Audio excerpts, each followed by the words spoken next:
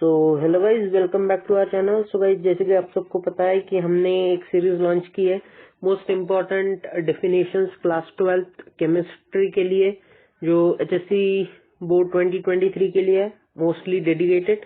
So guys, उसमें आज हम देखेंगे सेकंड चैप्टर जो कि है सोल्यूशन। तो गाइज, सोल्यूशन को देखेंगे हम। सोल्यूशन चैप्टर को आज हम डील करेंगे सोल्यूशन चैप्टर के साथ।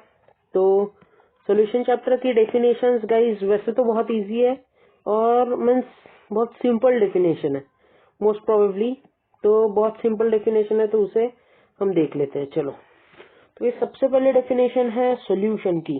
जो डेफिनेशन पे ऐसा आईएमपी लिखा है ना गाइस, जिन्होंने स्टडीज अभी चालू की मीन्स रिसेंट में 1 महीने पहले, तो वो सबसे पहले इम्पोर्टेंट जिस डेफिनेशन पे लिखा है ना, वो डेफिनेशन सबसे पहले रटेंगे। उसके बाद जो बाकी की डेफिनेशन है ना, वो एक बार पढ़ लेंगे। और जिनकी पढ़ाई पूरी हो गई है वो पूरी डेफिनेशंस एक बार पढ़ेंगे, और जो इम्पोर्टेंट है उसे थॉरली पढ़ेंगे। पढ़ना सभी है, जिनकी पूरी पढ़ाई हो गई उनको पढ़ना, और जो टॉपर है उसने पूरी एक बार पढ़ लेना। क्योंकि पूरी सॉल्यूशन चैप्टर में जितनी डेफिनेशन है उतनी मैंने लिख के रखी है, और उसमें की जो मोस्ट एक्सट्रीम है मीन जो उसके आने के चांसेस बहुत है, वो आईएमपी है। सो गाइस, सबसे पहले सॉल्यूशन की आप पढ़ लेना guys. Solution, saturated solution, solubility. हम बढ़ते हैं अभी इम्पोर्टेंट वाली डेफिनेशन, वो जो कि है हेनरी लॉ। तो भाई इम्पोर्टेंट है डेफिनेशन। सो इसमें देख लेते हैं अपन हेनरी लॉ मतलब क्या है। It states that the solubility of a gas in a liquid is directly proportional to the pressure of the gas in solution. देखो, एस डायरेक्टली प्रोपोर्शनल, 1 मिनट में थोड़ा इरेज कर देता हूँ। देखो, S directly proportional to P, S equals to K H P. यहाँ side में लिखना के एच क्या है, Henry constant, Henry is constant. क्या है K H, Henry is constant. हो गया। सो गाइस देखो, वेपर प्रेशर ऑफ लिक्विड पढ़ लो एक बार। मैं लिख देता हूँ यहाँ जस्ट रीड करके लिख देता हूँ गाइस, लेकिन लिखने से कुछ नहीं होगा, पढ़ना पड़ेगा guys. Vapour pressure of liquid पढ़ लो गाइस। सो उसके बाद है important definition Raoult's law for volatile solute. Raoult's law for volatile solute बोलती क्या है, the partial vapour pressure of any volatile component of a solution is equal to the vapor pressure of pure solvent multiplied by its mole fraction। मतलब बताओ guys क्या कहना है इसका। इसका कहना है, देखो, द वोलाटाइल कंपोनेंट का जो solution is equal to the vapour pressure of an volatile component in on a solution is equal to the vapour pressure of pure solvent. मतलब देखो, P1 equals to P10 into X1। ये है Raoult's law for volatile solute. Ideal solution एक बार पढ़ लो guys, non ideal पढ़ लो। मैं बोलूंगा रीड। आइडियल मतलब क्या है, the solution which obeys Raoult's law. क्या है, which obeys Raoult's law called as ideal solution, and which does not obey Raoult's law is called as non ideal solution. बराबर है, ideal solution, non ideal solution. उसके बाद ये important एक definition है colligative properties.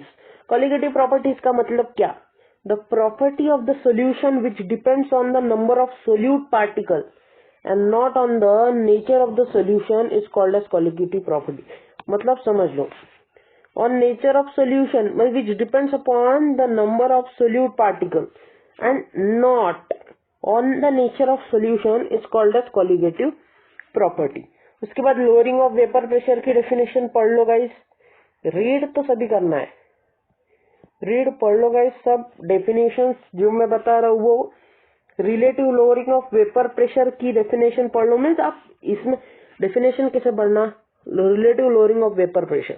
ये क्या है, relative lowering of vapour pressure. It is defined as the difference between vapour pressure of pure solvent and vapour pressure of solution. यही बन गई डेफिनेशन गाइस, देख लो, गौर से देखना, बता दे रहा हूँ। ये थोड़ा सा अच्छे से कर देता हूँ ताकि स्क्रीनशॉट अच्छा आ जाए। तो Raoult's law for volatile solute ये भी देख लेना गाइस। वोलाटाइल और नॉन वोलाटाइल के लिए राउल्स लॉ का ऐसा एक्सप्रेशन हम ऐसा दिखा सकते हैं, लेकिन जब हम इसे डिराइव करते हैं ना, तो वो एक अलग एक्सप्रेशन बनता है। वोलाटाइल के लिए अलग बनता है और नॉन वोलाटाइल के लिए अलग बनता है। तो उसे हम जब डेरिवेशन की सीरीज लाएंगे तब हम उसमें समझा देंगे। Relative lowering of vapour pressure, guys देख लो, इसे relative lowering of vapour pressure बोलते। It is defined as the ratio of change in vapour pressure, it is defined as the ratio of lowering of vapour pressure and vapour pressure of pure solvent. तो इसे देख लो guys, ये जो है ना, ये important है गाइस बॉइलिंग पॉइंट की। The temperature at which the vapour pressure of liquid becomes equal to the external pressure, vapour pressure of liquid becomes equal to the external pressure is called as boiling point. So guys इसे देख लो। और elevation of boiling point देखो क्या है, it is defined as the difference between boiling point of solution minus boiling point of pure solvent, pure solvent. उसके बाद देखो guys ebullioscopic constant, important definitions में से एक है गाइस लॉजिक सॉल्यूशन चैप्टर की। तो इसे देख लेते हैं। इबुलियोस्कोपिक कांस्टेंट क्या बोलता है, boiling point of elevation produced when 1 molar solution due to 1 molar solution is called as ebullioscopic constant. Guys इसका यूनिट मैं अलग पेन से हाईलाइट कर देता हूँ गाइस, क्योंकि ना इम्पोर्टेंट है इसका यूनिट, मेरे हिसाब से तो बहुत इंपॉर्टेंट है गाइस इसका यूनिट, समझ लो गाइस। तो चलो देखते हैं आगे। फ्रीजिंग पॉइंट, ये जो है ना फ्रीजिंग पॉइंट की डेफिनेशन गाइस, ये भी इंपॉर्टेंट डेफिनेशन में से एक है। क्या है, boiling point of freezing point, ebullioscopic constant, cryoscopic constant, Henry law, ये जो है ना डेफिनेशन वो करके जाना ही जाना। तो देखो, the temperature at which the solid and liquid in the equilibrium having same vapour pressure is called as freezing point. Guys simple definition है, 2-2 मिनट में एक डेफिनेशन लर्न होगी। गाइस कर लो, 15 मार्क्स फिक्स हो जाएंगे। केमिस्ट्री में 15 मार्क्स की definition आती है एटलीस्ट, और पूरे क्वेश्चंस मिला के डेफिनेशन का 20-25 मार्क का ठीक रहता है अच्छे से। मतलब कोई क्वेश्चन आया, explain the freezing point of liquid in terms of ये वो, तो फ्रीजिंग पॉइंट की डेफिनेशन लिखी ना कुछ लिखा तो आधा मार्क्स तो मिलेगा गाइस। तो चलो डिप्रेशन एंड फ्रीजिंग पॉइंट इसे पढ़ लो गाइस, इसे भी मैं आईएमपी के बीच में डालूंगा, बिकॉज आई है, प्री बोर्ड्स में आई है, एक बार बोर्ड्स में भी आई है। उसके बाद क्रायोस्कोपिक कांस्टेंट बोला ना गाइस, इंपॉर्टेंट डेफिनेशन है। Depression in freezing point produce due to 1 molar solution is called as cryoscopic constant.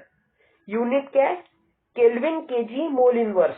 क्या है इसका unit, kelvin KG mole inverse. उसके बाद है semi permeable membrane. Semi permeable membrane important है guys, a thin film which has pores and which only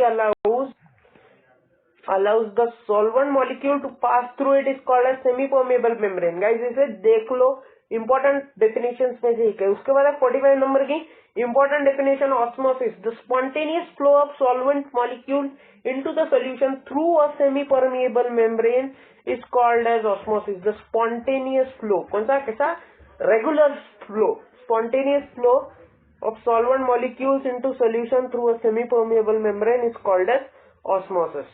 उसके बाद ये इंपॉर्टेंट है गाइस, ऑस्मोटिक प्रेशर वाली डेफिनेशन, इसे पढ़ लो।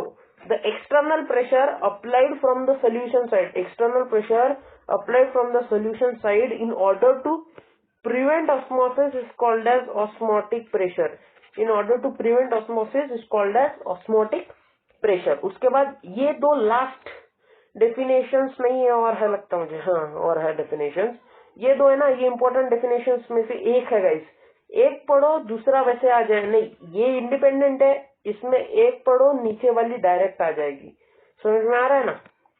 तो देख लो, isotonic solution, 2 or more solutions having same osmotic pressure, having same osmotic pressure is called as isotonic solution.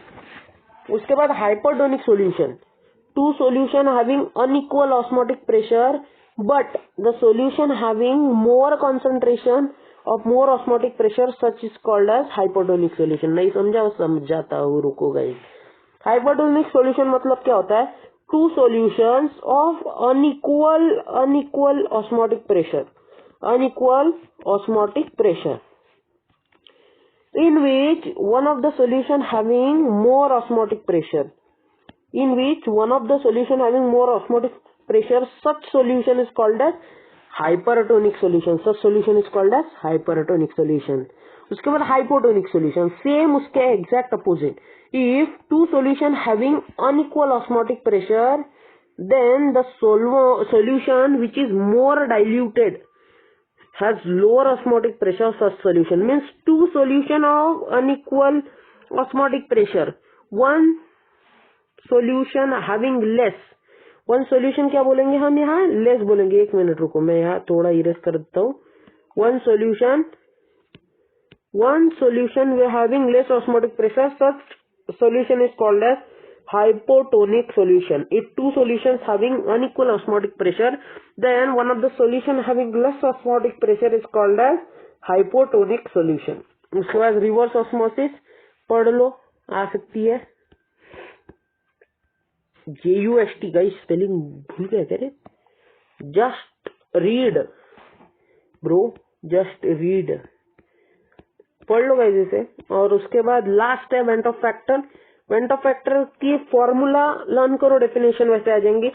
It is defined as the ratio of the colligative property of the electrolytic solution upon colligative property of the non electrolytic solution of same concentration. Colligative property of the electrolytic solution upon colligative property of the non electrolytic solution. So guys ये कुछ थी important definitions solution chapter की, chemistry की।